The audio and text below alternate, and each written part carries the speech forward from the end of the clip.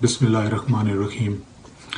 मैं आज अपने उन पाकिस्तानियों से बात करना चाहता हूँ जो इस वक्त परेशान हैं महंगाई की वजह से और सोच रहे हैं कि प्राइम मिनिस्टर इमरान खान उनके लिए क्या कर रहे हैं।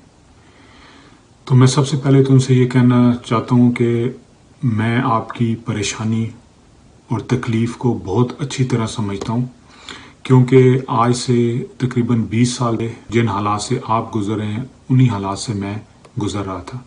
सबसे पहले तो हमें ये समझने की ज़रूरत है कि प्राइम मिनिस्टर इमरान खान जब पाकिस्तान के वज़ीर आज़म बने तो उन्होंने 1 करोड़ 70 लाख वोट लिए और 1 करोड़ 70 लाख लोगों ने उनको इसलिए वोट दिया क्योंकि खान साहब ने वादा किया था कि मैं पाकिस्तान में अकाउंटेबिलिटी लेकर आऊँगा। और आज अगर खान साहब अपने उस वादे से पीछे हटते हैं तो वो 1 करोड़ 70 लाख से किए गए वादे की वादा खिलाफी होगी।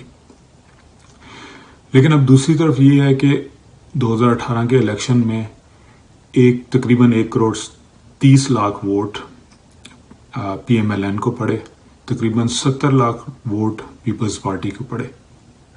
अब दोनों पार्टी के वोट्स को मिलाया जाए तो वो तकरीबन 2 करोड़ वोट बनता है।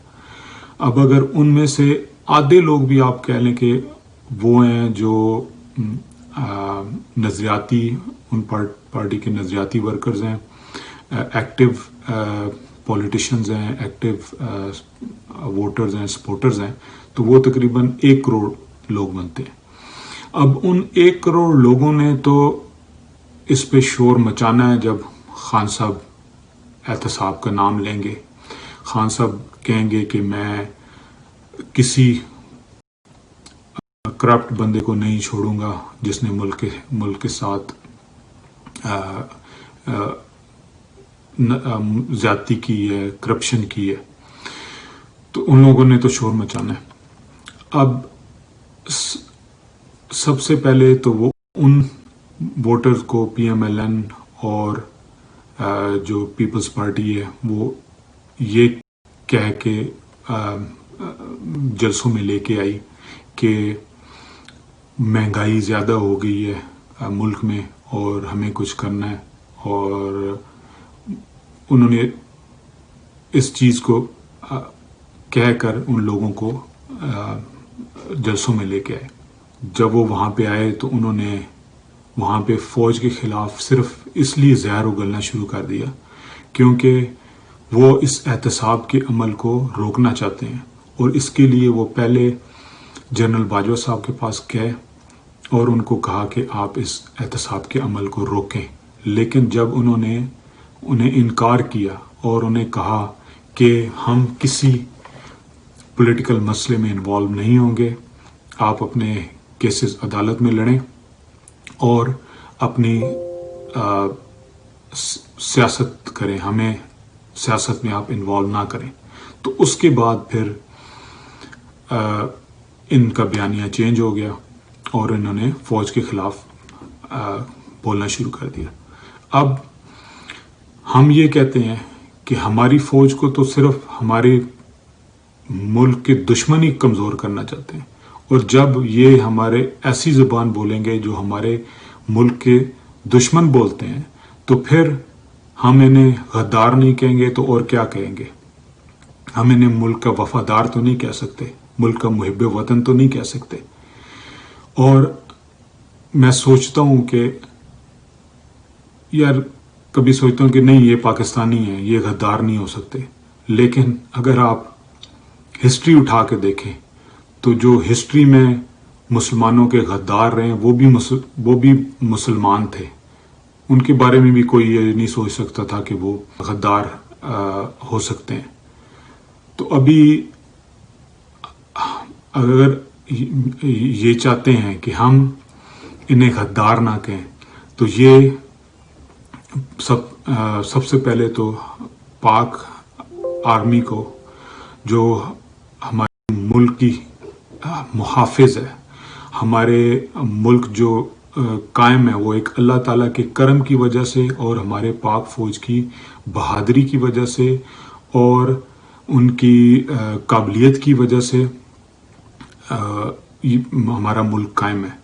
تو ان کے خلاف یہ بولنا بند کریں اور اصل ایشوز پہ آئیں. اگر آپ مہنگائی پہ احتجاج کرتے ہیں بالکل کریں، اسمبلی میں کریں، روڈز پہ کریں، ہمیں کوئی اعتراض نہیں ہے. واقعی مہنگائی ہوئی ہے، اس پہ آپ کا احتجاج بنتا ہے، آپ کریں. انشاءاللہ ہم اس احتجاج سے سیکھیں گے اور مہنگائی کو انشاءاللہ ہم پاکستان سے ختم کریں گے، اس کے وجوہات کو جانیں گے اور ایسے اقدامات کریں گے کہ آئندہ مہنگائی نہ ہو.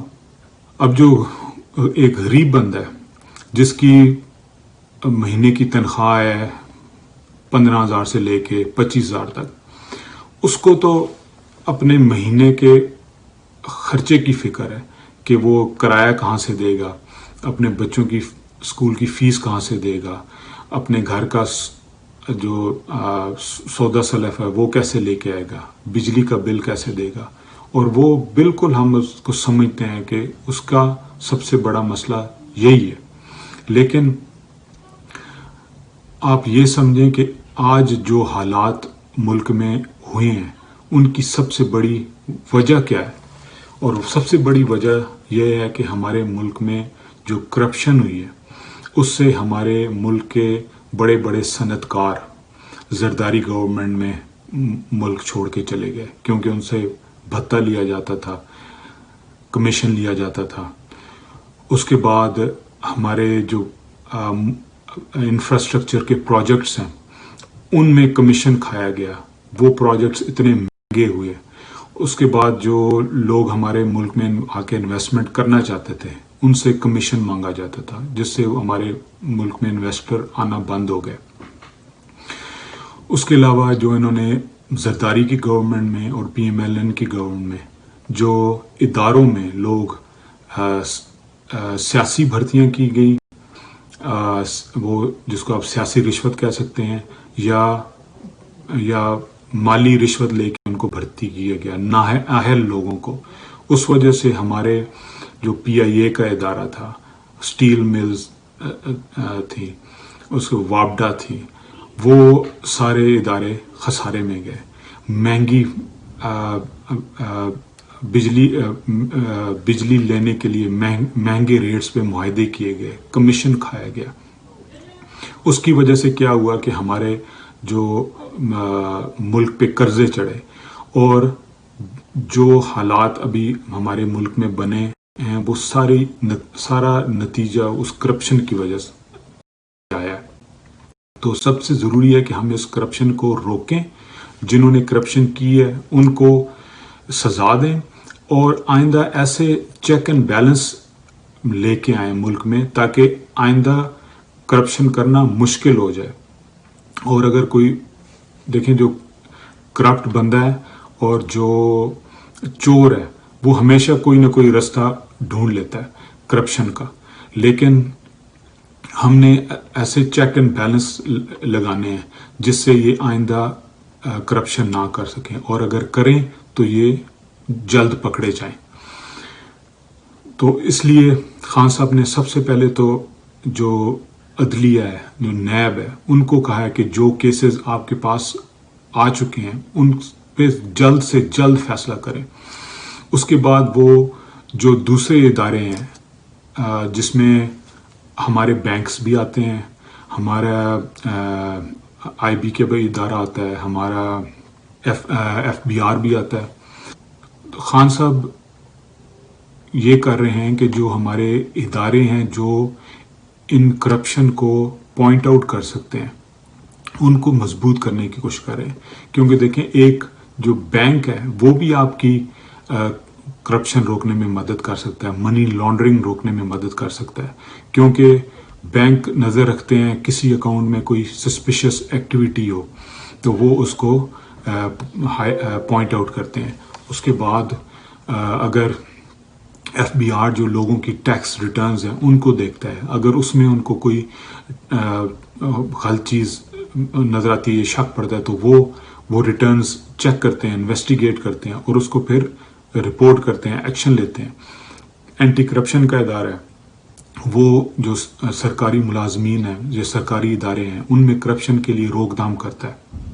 تو یہ اس کے بعد آپ کا IB ہے، انٹیلیجنس بیورو، وہ لوگوں پہ نظر رکھتا ہے ملک کی سلامتی کے لیے اور کرپشن کو روکنے کے لیے. تو یہ سارے ادارے اگر مضبوط ہوں گے اور ان کے جو لوگ ٹرین ہوں گے اور ان پہ کوئی سیاسی اثر و رسوخ نہیں ہوگا، تو یہ بہت اچھے طریقے سے پرفارم کریں گے، جس سے ہمارے ملک میں کرپشن رکے گی.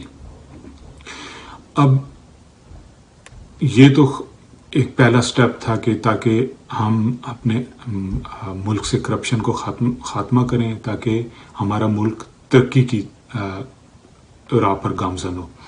اس کے بعد خان صاحب کو پورا علم ہے آپ لوگوں کی پریشانی کا، اور ان کا مقصد ہی ہے کہ غریب لوگوں کو وہ غربت کی لکیر سے اوپر لے کے آنا ہے. اس کے لیے سب سے زیادہ ضروری ہے کہ ہماری جو صنعتیں ہیں وہ اچھا کام کریں، ان کی پروڈکشن میں اضافہ ہو اور ان کو سہولیات دی جائیں تاکہ وہ اپنی پروڈکشن بڑھا سکیں.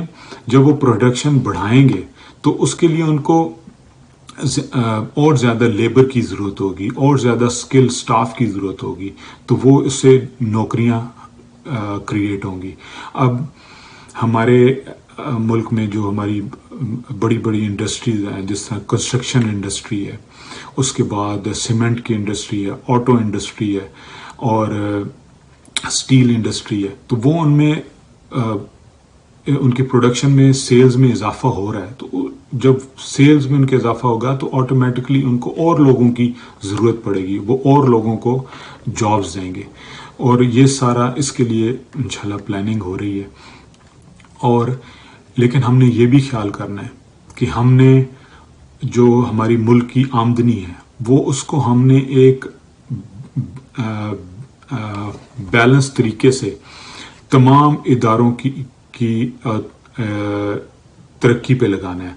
اب خان صاحب کیا کر رہے ہیں کہ وہ کوشش کر رہے ہیں کہ چیزوں کو بیلنس کیا جائے. جو ملک کی آمدنی ہے اس کو ایک اچھے طریقے سے ملک کے ہر ڈپارٹمنٹ پہ لگایا جائے تاکہ وہ تمام ڈپارٹمنٹ جو ہیں وہ اکٹھے ترقی کریں، جس میں آپ کا ہیلتھ ہے، ایجوکیشن ہے، ڈیفنس ہے، انوائرمنٹ ہے، انڈسٹری ہے. تو یہ سارے انفراسٹرکچر ہے. تو یہ سارے ہم نے اداروں پہ توجہ دینی ہے، اور ہم یہ نہیں کر سکتے کہ سارا پیسہ جو ہے وہ ہم ایک ہی چیز پہ لگا دیں. سارا پیسہ ہم ہیلتھ پہ بھی نہیں لگا سکتے، سارا پیسہ ہم ایجوکیشن پہ بھی نہیں لگا سکتے، انفراسٹرکچر پہ بھی لگا سکتے. تو ہم نے ایک بیلنس رکھنا ہے. تو انشاءاللہ جب یہ سارے ادارے اور انڈسٹریز ترقی کریں گے تو انشاءاللہ اس سے جو آخر میں انشاءاللہ فائدہ ہوگا وہ غریب عوام کو انشاءاللہ ہوگا اور اس کی آمدنی میں اضافہ ہوگا. تو انشاءاللہ میں پوری امید کرتا ہوں کہ آپ کو میری بات سمجھ آئی ہوگی. اللہ تعالیٰ ہمارے پاکستان کو مزید ترقی دے، اور ہمارے جو لوگ، ہمارے ملک کے جو لوگ ہیں جو پریشان ہیں، ان کی پریشانیوں کو دور فرمائے. ہماری پاکستان کی فوج کو مزید مضبوط کرے. ہمارے وزیر اعظم عمران خان کو کامیابی دے. آمین. اللہ حافظ.